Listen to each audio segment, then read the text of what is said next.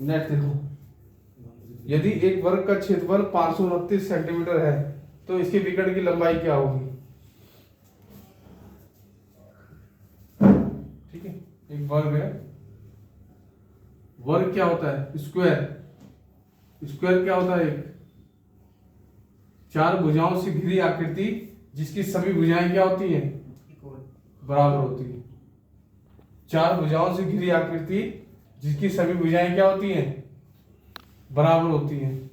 इसका इसका एरिया क्या होता है, यानी क्षेत्रफल, इसका क्षेत्रफल होता है ए स्क्वायर। इसका विकर्ण क्या होता है, अगर विकर्ण निकालना, डायगोनल निकालना है, डायगोनल ये होता है, यानी विकर्ण की क्या है इसका, साइड रूट 2, यानी कि ए रूट 2, ये हो गया।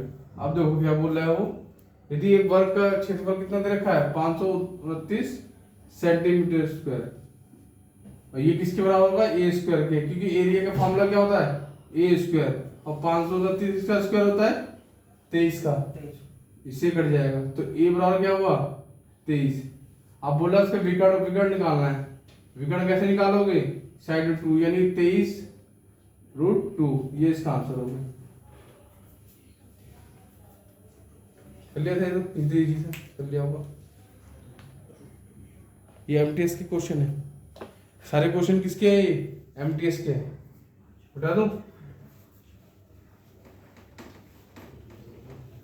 नेक्स्ट देखो भाई बच्चों, क्वेश्चन देखो, पी अकेले एक कार्य को 15 दिन में कर सकता है और क्यू अकेले उसी कार्य को 12 दिन में कर सकता है।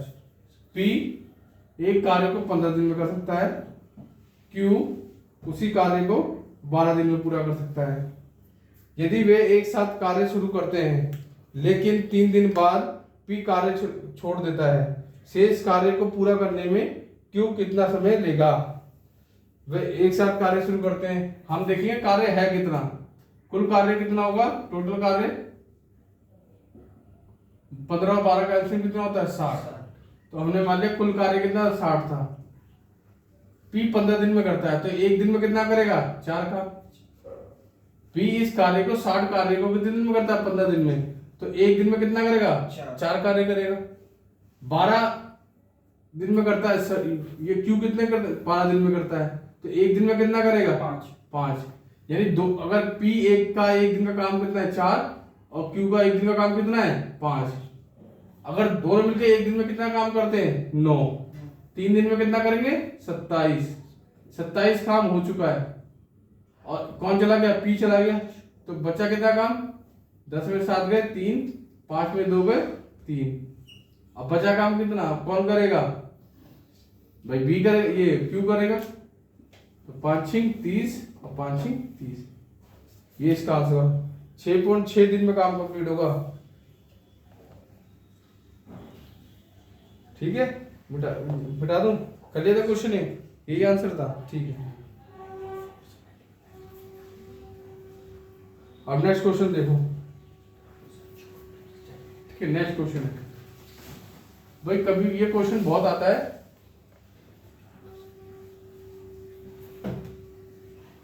दो वर्ष का सीआई और एसआई का अंतर, फॉर्मूला बताना, कौन बताएगा,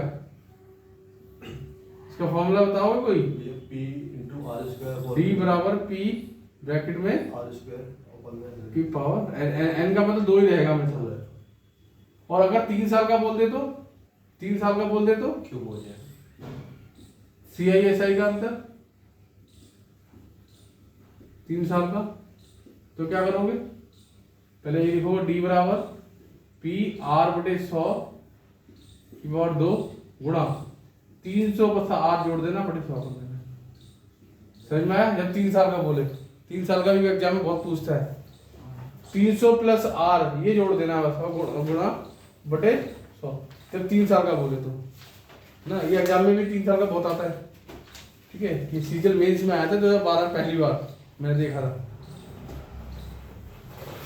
मेंस में, तो ये हो गया, ये 3 साल का बोले, और 2 साल में तो ये 2 साल में ये है, 3 साल में ये जोड़ना है आपको 300, तो डी बराबर पी आर स्क्वायर आर बटे 100 की पावर 2, अब क्वेश्चन क्या बोल रहा है, 11,000 रुपए की धनराशि पर 11% वार्षिक दर पर 2 वर्ष के लिए चक्रवृद्धि ब्याज और साधारण ब्याज के बीच का अंतर ज्ञात कीजिए। तो 11,000 की धनराशि है, यानी पी बराबर कितनी, 11,000। रेट ऑफ इंटरेस्ट कितना है, 11% बटे 100 की पावर 2। तो 11,000 गुणा 11 गुणा 11 बटे 100 गुणा 100। 1 2 3 1 2 3 1 2 3 ये हो गया 1331 बटे 10। तो ये 18 के यहाँ पॉइंट लगा देंगे, तो ये होगा 133.1। इतने का अंतर आएगा सीआई और एसआई का अंतर।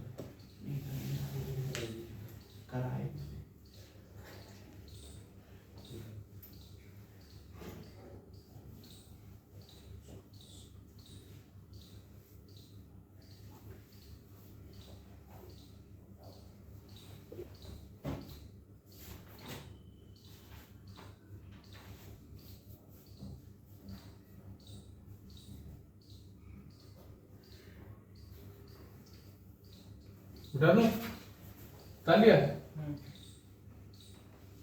नेक्स्ट क्वेश्चन देखो, नेक्स्ट क्वेश्चन देखो। स्थिर जल में, ये क्वेश्चन बात करते हैं। देखो पहले, स्थिर जल में एक नाव की चाल 44 किलोमीटर है प्रति घंटा है और धारा की चाल कितनी है, 26 किलोमीटर प्रति घंटा। तो नाव की धारा के प्रतिकूल चाल ज्ञात कीजिए। नाव की चाल यानी x, नाव की चाल को मानेंगे हम x बराबर 44 किलोमीटर प्रति घंटा। y मानेंगे धारा की चाल को, धारा की चाल 26 किलोमीटर प्रति घंटा। नाव की धारा की प्रतिकूल चाल क्या होगी, धारा की प्रतिकूल चाल क्या होगी भाई, बस ये नाव की चाल, ये धारा के प्रतिकूल, तो x माइनस वाई होगा, x माइनस वाई। 44 माइनस 26, 14 में से 8 18 है ना, 18 किलोमीटर प्रति घंटा। इसमें बड़े अच्छे क्वेश्चन आते हैं।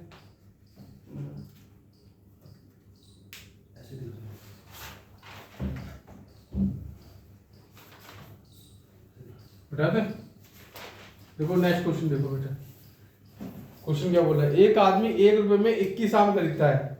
1 रुपए में 21, 1 रुपए में 21 खरीदता है भाई। देखो बच्चों, कर दिया क्वेश्चन ये। इसमें 30% की हानि होती है। कितनी हानि होती है, 30% की। 30% का क्या होगा, 3/10 और 10 रुपए में कुल 10 था, 10 में 3 की हानि, टोटल कितना 10, 3 की हानि, तो 7/10। अब बोला वो 1 रुपए में कितने आम बेचने होंगे जिससे 30% की हानि हो, तो 7/10, 7 या 21, तो 1/30, यानी 1 रुपए में 30 आम बेचेगा तब उसको 30% की हानि होगी। तो 30 answer, question number 1 answer, option number 1 answer इसका।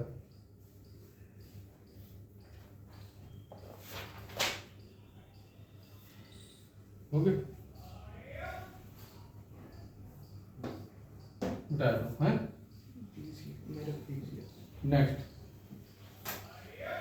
नेक्स्ट देखो, चीनी के मूल्य में 40% की वृद्धि होती है। चीनी की खपत में कितनी प्रतिशत की कटौती करनी होगी ताकि चीनी पर कोई अतिरिक्त राशि खर्च ना करनी पड़े। चीनी के मूल्य में 40% वृद्धि होती है, तो ये इसका फॉर्मूला याद रखो, ये ऐसे +- x गुणा 100। वृद्धि या कमी पूछी तो ठीक है, वृद्धि होगी तो प्लस हो जाएगा और कमी बोलेगा तो देखो 40% की वृद्धि आती है, यानी 40/140 गुणा 100, यानी 400/40 और 400/14, 14 दूनी 28, 14 दूनी 28.5 आएगा आंसर। पहले क्वेश्चन बहुत आते थे, आप तो एमटीएस में पूछ ले परसेंटेज का। नेक्स्ट क्वेश्चन देखो, ये बता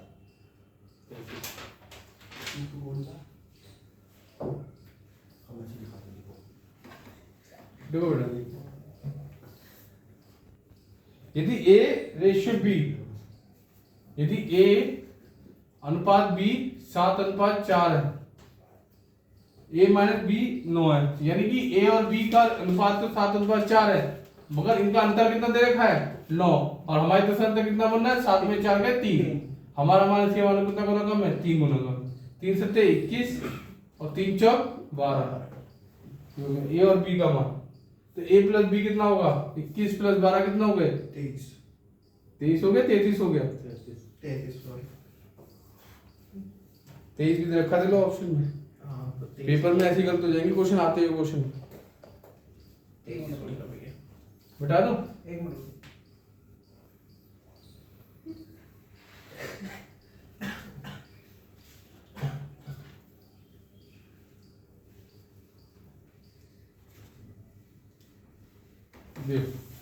नेक्स्ट,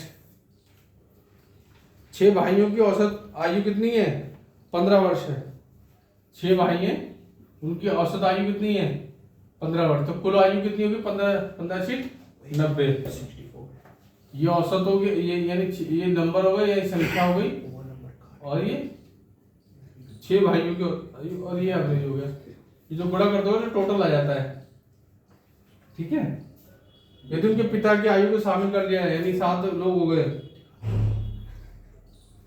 तो औसत यदि पिता की आयु को भी शामिल कर लिया है, तो औसत में 7 की वृद्धि होती है, 15 में 7 जोड़ दिए 22, 7 दूनी 14, 154, तो पिता की आयु कितनी हो गई 64, ये इसका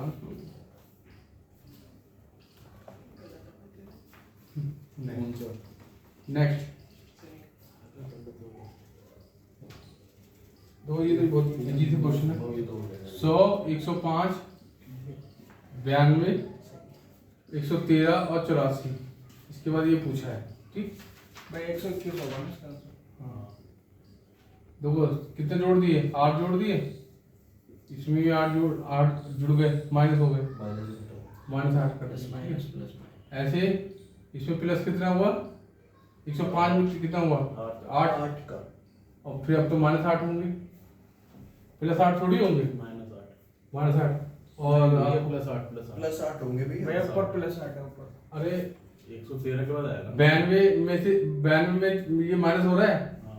जो पैटर्न इस पे फॉलो होगा तो वो पैटर्न तो इस पे फॉलो होगा, भैया नीचे भैया 113 पे जाएगा भैया, ऊपर वाले 84 पे माइनस चला हो गया, 113 पे आएगा भैया। तो ये प्लस हो गया, हाँ माइनस हुआ 100 में से माइनस हो, 105 में प्लस का, ये तो प्लस होगा, 105 से 8 हाँ प्लस होगा, 105 में ये हो गया 13, 8 और 8 जोड़ दिए इसमें कितना होगा 121 होगा, 8 3 11 121, ठीक। नेक्स्ट क्वेश्चन 115, 117, 119, 121 और 123 की क्वेश्चन मार्क है। भाई 125 आंसर। 15 हाँ 2 17 17 2 19 19 2 21 21 2 2 2 का अंदर है तो 125। नेक्स्ट ये कर लिया, नेक्स्ट वाला कर लिया, लास्ट सेकंड लास्ट ये भी कर लिया। तो 5 अनुपात 127, यानी ये 5 की पावर 3 प्लस 2, ये तो बोल रहा है 6 दे रखा है, 6 218 दे रखा है, ये 6 की पावर 3 प्लस 2, ऐसे ही ये हो गया 3 भैया 29 3 की पावर 2 प्लस 2, 3 की पावर 3 तो 2 3 की पावर 3 27 और प्लस 2, यानी कि ये क्या होगा 29। भैया इसको दर्पण प्रतिबिंब बनाना है, ये ऐसे दिखेगा, दर्पण बनाओगे ठीक,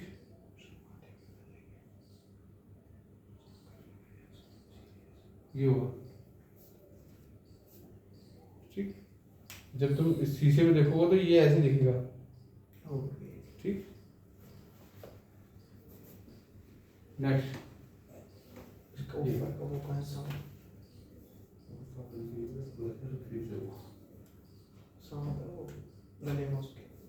देखो बच्चों 221 207 माइनस 3 ऑफ 44 प्लस 7 गुना 4, तो इसकी गुणा कर दो पहले। 4 × 12, 4 × 12 13 है ना, 7 × 28, 3 × 12 13, 221 प्लस 207। अब देखो बच्चों कैसे जोड़ते हैं, 8 7 15 और 1 16, 16 में 2 गए 14, हासिल लगा 1, 2 1 3 और 3 और 2 5, 5 में 3 गए 2, ठीक है, समझ में आ गया। अब हो गया 2 और 4, 4 में से क्या 3, 3 से 24 पहला ऑप्शन, ठीक है, ऐसे माइनस करते हैं।